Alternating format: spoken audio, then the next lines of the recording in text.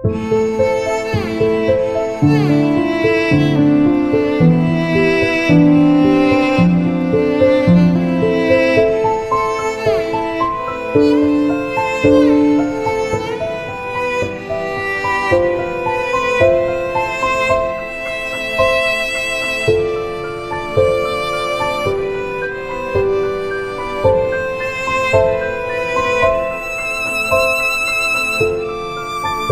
pangarap namin na gusto kong buuin na yung pinag-ipunan ko po ng matagal. Naglaho lang po na parang gulay. Kaya hindi ko po alam kung paano po ko talaga magsisimula.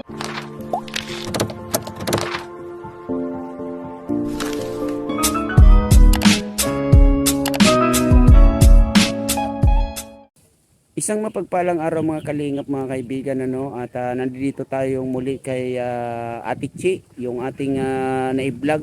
Unang upload natin sa kanya ay yung nasunugan po siya, at nakuha po natin na balikan ito para mabigyan natin ng konting pamasko na galing kay Ma'am Lisa 67 Vlog. Ayan, Ma'am Lisa, maraming salamat po again sa iyo.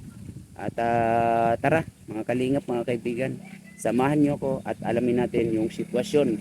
Kasi medyo matagal-tagal natin itong hindi na nabalikan kasi na-vlog naman to ni Kalingap Jose. Oo, at ngayon nga po ay kumustahin natin para naman mabigyan natin ng konting tulong ang pamilyang ito. Nasunog yung kanilang bahay, dito sila nakatira, o tumuloy pansamantala. So sa ngayon okay na, wala na sila rito.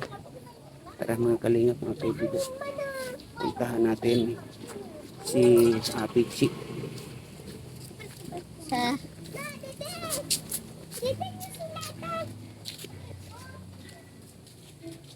Yan mga kalingap.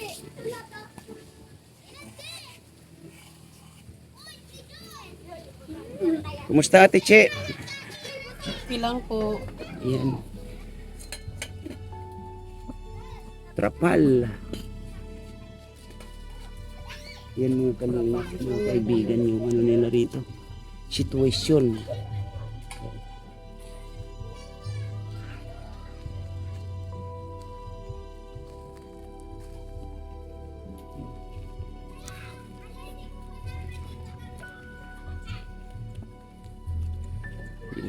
Dingding nila istrapal. May mga materialis. San si Kuya Ate Che? Nakipagbunutan po muna kuya. Nag-extra po muna makibunutan. Ano yung magtatanggal ng bunot doon sa nyug? Opo. Magkano naman yung ano niya doon? Ano lang naman kuya. Ang laban po dyan yung 100 piraso po yata parang 30 pesos. 100 pesos na nyug, pag natanggalan ng bunot is 30 pesos. Opo. So kung maka 500 siya is meron siyang 150. Opo. Kailangan mabilis siya magbalat ng nyug. Oo, yung magbabalat ng nyug. Hindi ko lang pala kung makabilis kasi po naulian na kagagaling ko lang po nun sa trangkaso. Bakit nagkatrangkaso kayo? Tinangkaso din po kami dito lahat. Pinilit lang po wala nga po talagang So dito muna kayo pansamantala ate. Opo. Sama-sama kayo niyan dito ate. Opo, kami pong 4. Magkatabi-tabi lang po muna kasi liit ng pwesto. Saan si Lola? Nandun po kuya sa sa isa naming kapatid. Doon muna siya pansamantala. O kasi wala siyang matuluyan dito. Mainit po kasi masyado dito, hindi na baka po hindi na kayanin ng matanda. So ayun na ate.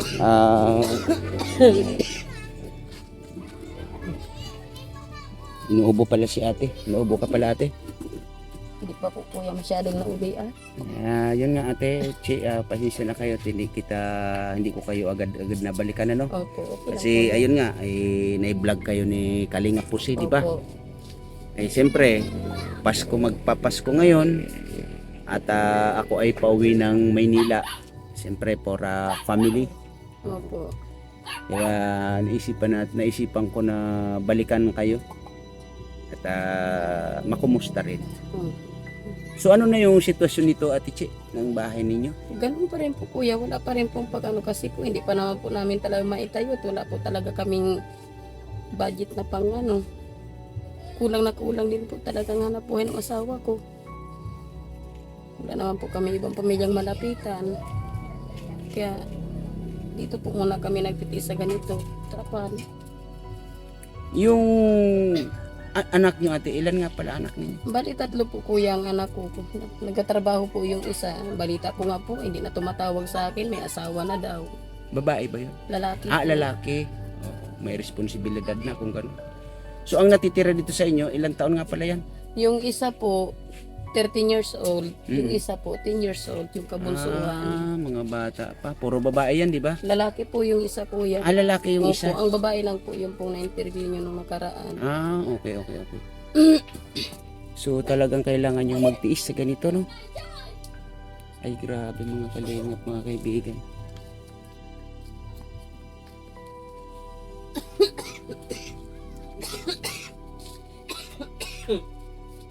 Yung mga materyales na ninyo nito, Ate, iniipon-ipon lang. Inipon-ipon na po yan po yan ng asawa ko.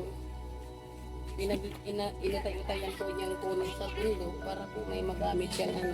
Ano yan? Wala namang bayad yan. Wala naman po. Ah, Bigay lang libre. po yan sa kanya ng mga tao din po dito na may ano po sa amin.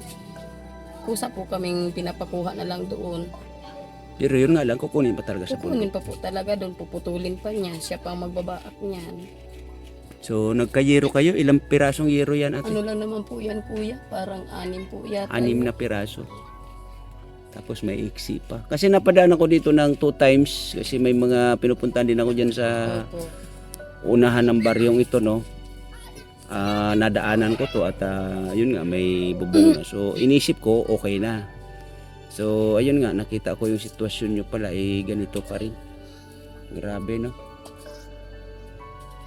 Ano na naman yun po yan? Kung sa ano parang tinali-tali lang po yan ng asawa ko ng tile wire para po yung mga kawayan maikabit para po pansamantala Buti yung kuryente ninyo, okay naman. Okay naman po kuya kasi po dito po yan pinagamit lang po yan sa amin ng tiyuhin po niya. Hindi naman po yan sa asin sa amin. Ah, okay. Kung sa ano po, wala naman daw pong tao dito sa bahay na to.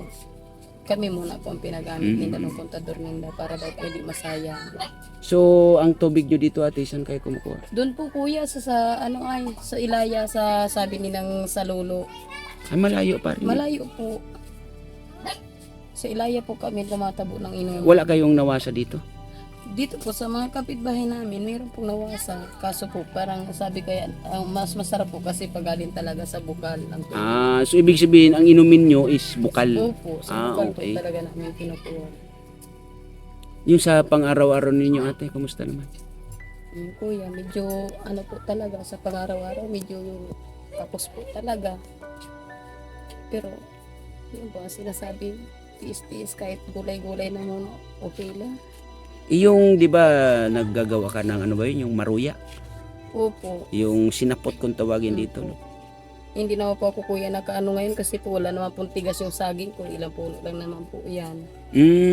Pero kung halimbawa bibilihin mo yon, Opo. mamumuhunan ka pa rin. Mamumuhunan po talaga. Kaso, iwan ko po kung magkano po ang kilo ngayon ng saba. Medyo ano po kasi. Kung mamumuhunan ka, kaunti po talagang tutubuin. Kaya minsan po pag nagluluto ako, yun po, sarili po talaga namin ang saging. Dito po yung kinukuha kasi wala pa pong tigas.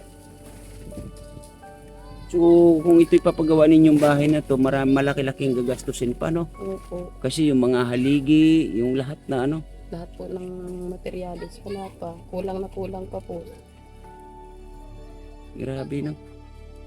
Buti yung pag-aaral ng mga anak mo na dalawa, tuloy-tuloy naman. Tuloy naman po yung pag-aaral. Yun nga po, hindi po gusto mo po sumali sa Christmas party. Sabi ko, wag na munang sumali kasi po wala na po talaga kami pera.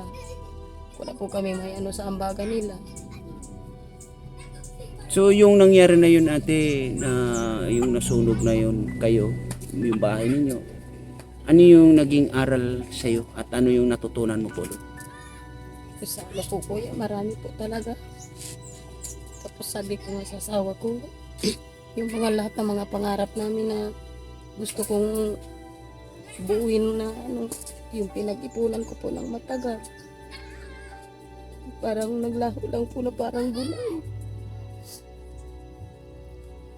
Kaya hindi ko po alam kung paano po ko talaga magsisimula kasi lahat po ng inipon ko nawala. Si kuya, ano yung permanent na trabaho niya? Yun nga po ang trabaho niya kuya lagi. Yung pag may nag-ano po sa kanya magbunot ng nyug. Yun lang po talagang ano niyang trabaho dito. Ayun, yun lang yung kanyang talagang hanap Po, buhay. minsan po nag-uuling. Mhm. Yun naman po ang hanap buhay niyan talaga namin dito. Kumbaga, ano lang siya. Wala po siyang stay na trabaho. Kung mayroon lang magpapabalat ng nyog, Magpapabalat ng nyug. Opo. tsaka lang siya kikita. Opo. Grabe. No. Sa'yo, ikaw, ano yung maliban doon sa pagmamaruya mo, ano yung additional na pwede mong pagkakitaan dito sa lugar na to? Sa ano po talaga kuya, pwede po akong mag-extra magdabada kaso sa ngayon po talaga ayaw akong payagan ng asawa ko dahil po katulad po niyan, inuubo ako lagi po masamang pakiramdam ko. Kaya dito lang po talaga ako sa bahay. Nag-aasikaso po ng mga bata. Grabe yung hirap ninyo na, ang hirap pala ng ano no, ang hirap ng ganyan na nasunugan ka na. Tapos lahat, wala kang ano.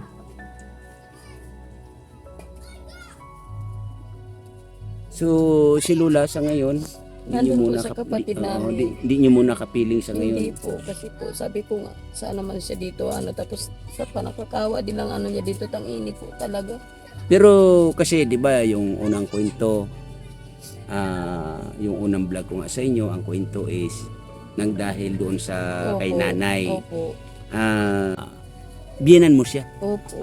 Okay. So ina siya ng iyong asawa Opo. na si Kuya, anong pangalan ni Kuya? Rolando po. Kuya Rolando, no.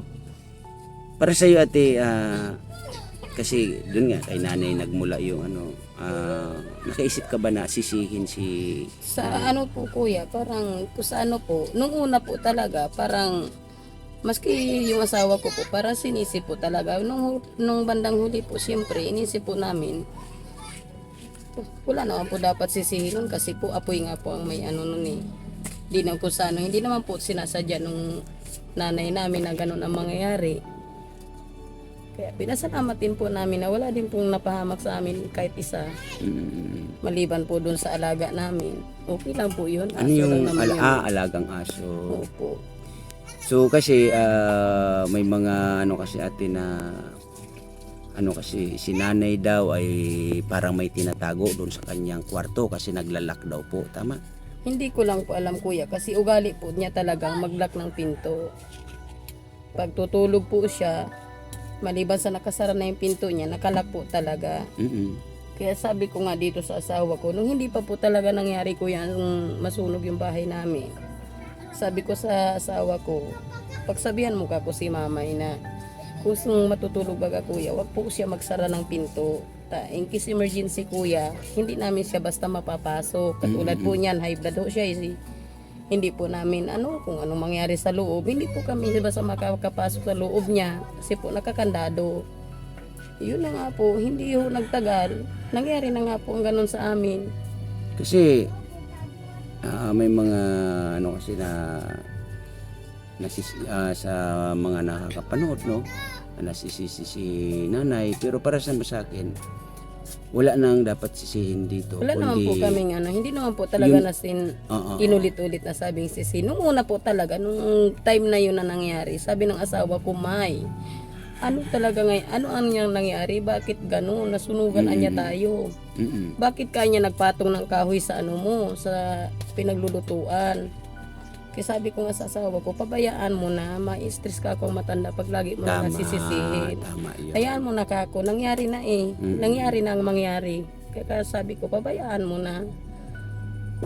Tama talaga yun na kasi hindi naman hindi naman akalain hindi naman talagang okay sana kung as in sinadyang sunugin no. Pang ilan na anak si Tatay Rolando ni nanay? Pang ano po yan kuya, pangalawa po yan. Ilan ba sila magkakapatid? 4 po. Apat. Yung iba nasaan? Yung isa po, patay na yung pang 3. So, 3 na lang sila ngayon. 3 na lang po sila ngayon. Yung kabunsuhan nila, yun po ang tinitirhan niya ngayon. Saan yun? Saan? Dito po sa unahan lang. Malapit lang din dito. Malapit So, lang may po. kapatid. Ang kapatid nyo na isa, nasaan? Sa ngayon? Nasa Cavite po. Malayo. Okay. So, ano yan? Puro sila lalaki? Puro lalaki po. Wala po yung anak na babae kuya. Puro lalaki. Kahit po yung namatay, lalaki po yun.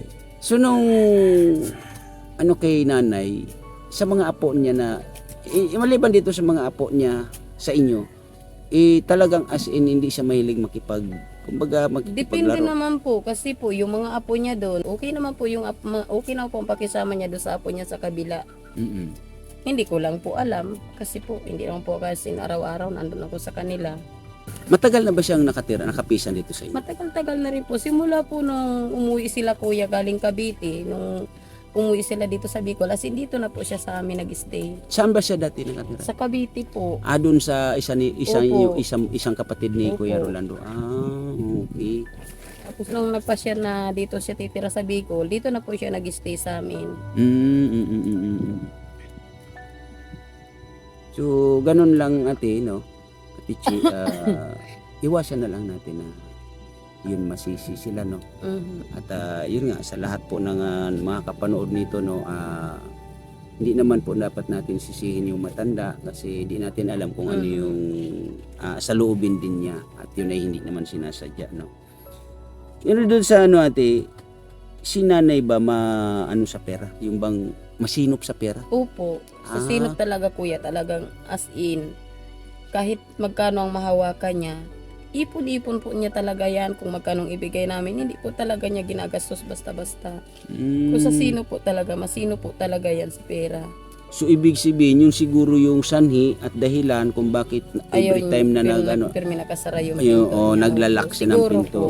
Kasi po hindi naman po pagano, marami pong bata talaga. Yes. Ayaw niyang mapasok basta-basta ng mga bata. So ganun Ate Chi, may kunting ano ako diyan sa iyo, no? At ito ay galing kay Ma'am Lisa 67 vlog. Saglit lang po at kukunin ko yung bigas, no. Yan, bigyan natin ng bigas si Ate Chi. Ayan Ate Chi, ito ay galing kay Ma'am Lisa 67 vlog at yan ay pinaghati-hati natin, no. Kasi nagpadala siya sa akin ng para sa pamasko. At yun nga, naanuan kita na pasyalan dito kasi siyempre sa sitwasyon ninyo na yun nga nasunugan. So alam ko po na kailangan nyo yan. At ako nga po ay humihingi ng dispensa sa inyo na hindi ko kayo nabalikan muli. Matagal-tagal kasi yun nga ay na-vlog kayo ni Kalinga Pusi. Pero ganun pa man, dahil Pasko nga, magpapasko ngayon, ayan, dinalan kita ng siguro naman ate, makakatulong pa rin sa inyo yan. Salamat kuya. Salamat po kay Ma'am Lisa sa tulong. Kahit po ganito ang ano, may mairaos na po namin yung pang-araw-araw namin. So, sa ngayon, ano yung plano ninyo ni Kuya Rolando na ito sa bahay ninyo nga na ganito? Pinag-ano ba po namin kuya na ano po siya nitong mga kala para po sabi niya para maitindig na yung bahay ulit. Kinukumpleto lang po namin kuya yung mga ano.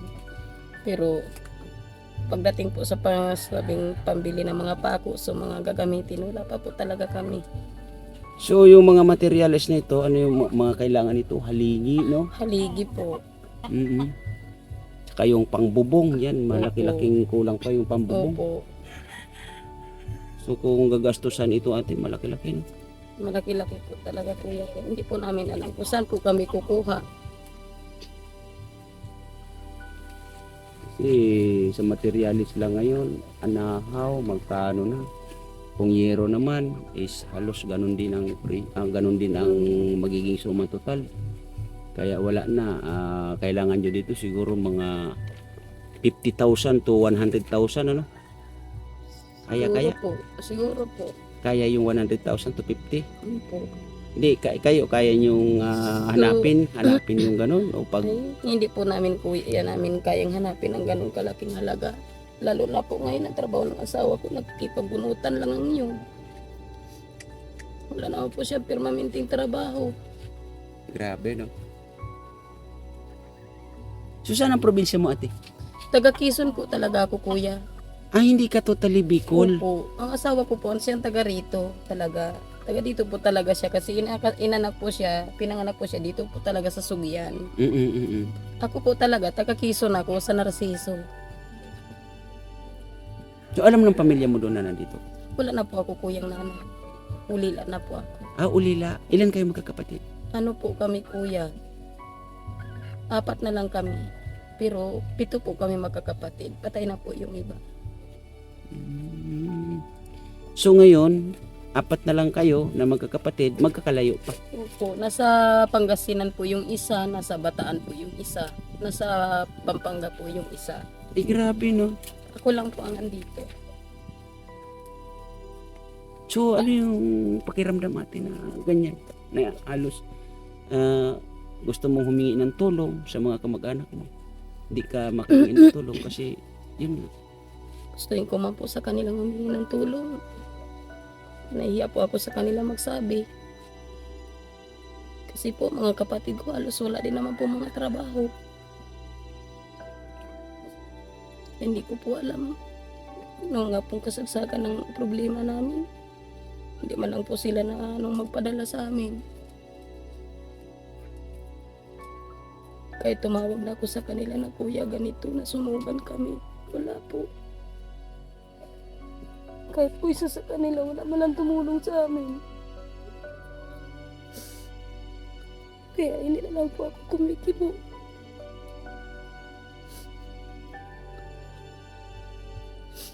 Ang hirap ng ganong sitwasyon natin. No? Yung wala kang malalapitan. Meron man pero halos parehas lang din ang sitwasyon. Opo. Kaya sabi nila, ganyan ang pangyayari sa inyo, pasensya na niya kayo, wala kaming maitulog, wala kaming maipadala. Kaya sabi ko sa kanila, okay lang.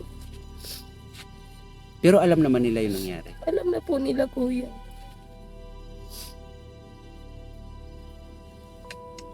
Yung anak ko naman, hindi naman po magpapadala sa amin. Buntis na daw po yung babae, asawa. Kailangan na niya Kailangan na rin po niya mag-ipon para sa kanila. Ano naman yung trabaho nun doon sa Maynila? Ano po kuya, operator po sa sa Pangasinan sa kuya, yung gilingan daw po yun ang bato. So hindi natin alam kung sapat lang sa kanila or kulang pa sa kanila yung sinasahod nun, ano? Ang hirap ng sitwasyon ninyo Kaya wala talaga. po talaga kami kuya, as in kahit isang mahingian ng tulong para maitayo lang yung bahay namin. Sa ngayon, kahit paano sa pagkain ninyo, sa bigas, kahit paano may mga nakakapag-abot. Kahit po pa paano may nakakapag-abot naman. Yun po, pag nakapagtrabaho ang asawa ko, pa extra, bumibili din po kami para kako madugtungan natin yung pang-araw-araw. Grabe. So, ganun lang Ate Che. Kailangan natin ng dasal at hayaan ninyo. Sana ay mailapit kayo ni Kalinga po si kay Kuya Bal Santos Matobang para matingnan yung sitwasyon ninyo dito, no? At dasal po kayo. Magbaka sakali din po tayo na makita ni Kuya Bal yung sitwasyon ninyo, no? At si Kuya Rolando naman ay alam ko na nagsusumikap siya. Pero ganun pa man, siguro yung pagsusumikap niya, ilang taon na ba si Kuya? Ano po yan kuya, 51 na po. Medyo may kaedara na. Pero yun nga, kasi yung alam niya sa trabaho is ganun. Di ba siya marunong magdagat? Ano po kuya, mahina po yan sa dagat eh. Okay. Nalulula po yan pag sa dagat na napunta. Parehas Hindi kami. po siya sa dagat. Ako hindi rin ako Kung pwede bukid sa lang dagat. po talaga siya. So, ganun Ate Che, pagpasensyahan mo na yung ating regalo sa inyo, no? Kasi Okay lang po kuya, salamat po. ako ay uwi muna. uwi muna ako pansamantala ng Maynila para makasama ko naman yung aking family, no? Opo. At kita-kits uli sa pagbabalik ko dito galing ng Maynila. Opo. Ingat kuya. By January siguro ang balik ko dito, no? Opo. Okay, salamat ng Sige, marami, kuya. Ate Che. Opo. Mag-iingat po kayo kuya. Okay, salamat at dasal po tayo, no? Opo. Okay. Thank you po. Okay, welcome.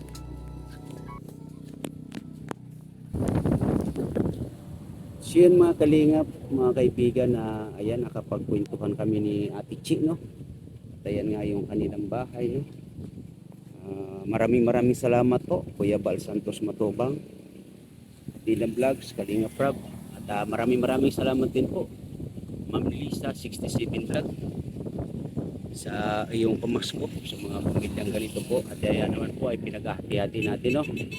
At maraming salamat po, Ma'am Lani Wonder Woman, Chunila Reyes, Tita Iman Pam Channel, Irene Pauyo, Mil Lapitan Hong Kong. At shoutout din po Mama Sinyang Vlogs, Dialogues Official. At shoutout sa ating ambassador dito sa Pilar, Kalingap po si Mara 77 Vlog. At ayun mga kalingap, mga kaibigan, maraming salamat po sa lahat. And God bless us all. At mag-ingat po tayo palagi. Bye bye!